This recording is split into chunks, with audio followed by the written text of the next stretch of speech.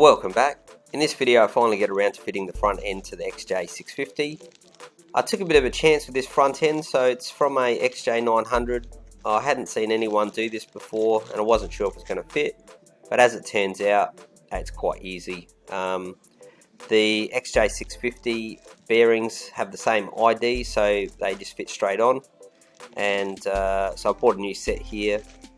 I do see some people buy, you know, more standard bearings which can get the same size, but the profile is slightly different, and what happens in some cases is when you put this rubber seal on, it'll rub up against the inner cage. So if you do that, you might need a washer or something. You really don't want that cage rubbing on the seal. So you can see there's a bit of a gap there, is how it should be.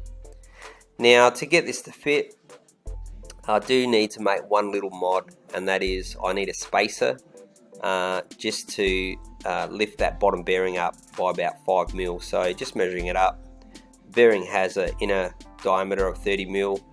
The inner race has an outer diameter of 40 mil, and it needs to be about 5 mil thick.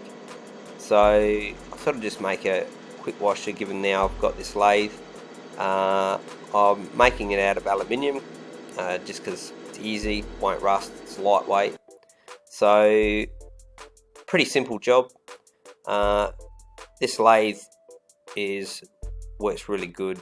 One thing I like about, you know, good lathes is they're robust, they don't chatter, you get really nice cuts on them. So I just take the time, machine the outer diameter here down to 40, and then I bore out the internal just over 30, so there needs to be a little bit of clearance over the shaft. I don't want that to be a press fit. And then what I'll do is I'll actually see if the front end fits properly. I don't expect to have any problems with it.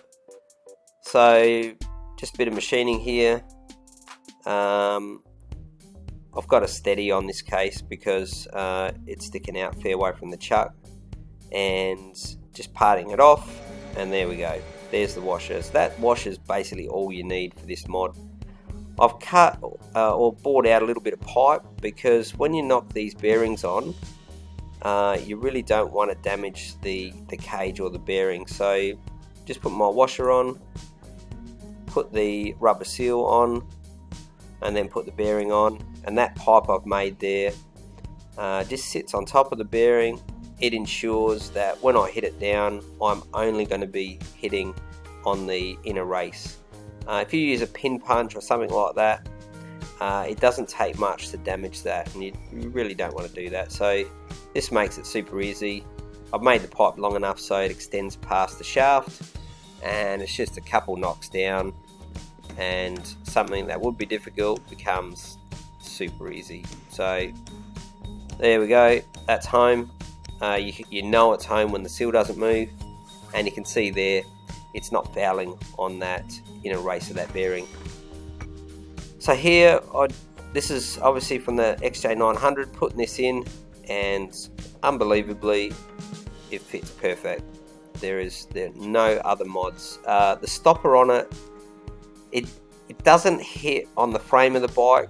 I think what will happen is the struts will hit on the tank a little bit, so I might need to just modify that stop a bit later. So I'll do that in later videos. I'm really not sure what I'm going to do with the fuel tank yet, so depending what happens there, I may just have to modify the stop. But I'll modify the stop on the bike itself, on the frame, rather than on the triple tree. So that definitely won't be modified any further. So I just put the top triple tree on. Everything is exactly the right length. It sits up slightly higher than a XJ650. I don't want to have clip-on bars, I don't think. So at this point, I'm gonna just see how it goes. I'm not sure what I'm gonna do with the handlebars yet, but I did actually find a brand new set, old stock, which I'll show you in a moment. But just putting the struts in here. It's so simple, you know. I just can't believe that this front end is nearly done.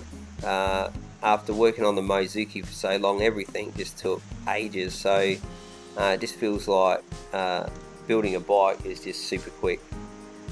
So there's a strut going in. I'm only going to loosely do these up because I want to next work on the rear wheel, and then I'll pull all this down when I finally rebuild the motor. Second one going in, just slips in, pretty straightforward. Lift this up. Now I was lucky, I found a really good set of struts and wheel. Now they're not that easy to find, particularly in Australia. I'm not sure about other countries. So that worked out well. I put the wheel in here. I did put new discs on it already, a new tyre, and it just fits straight on it. I mean, that's all XJ900. There's nothing too complicated with that. Put it in, spins around. I've got new brake calipers for this as well. I'll put them on another video. I think this is looking awesome. Now the height of the bike is literally the same. I think it might have lowered it due to the triple tree, maybe an inch, but it's so close to what it was before. Here's these new handlebars, brand new, genuine XJ650. Given the height difference, I'm not 100% sure whether I'm going to use these or not, so they're there for now. Who knows? I'll decide that later, exactly what I do. So let me know what you think with handlebars. If there's anything you think would look good on a bike like this. I'm going to freestyle it, just like most of my builds, so I won't make a final decision till I get to a point where I've got the rear end done. So there you go. I think this looks awesome. In the next video, I'll start working on the back. I do have a 4-inch rim, believe it or not.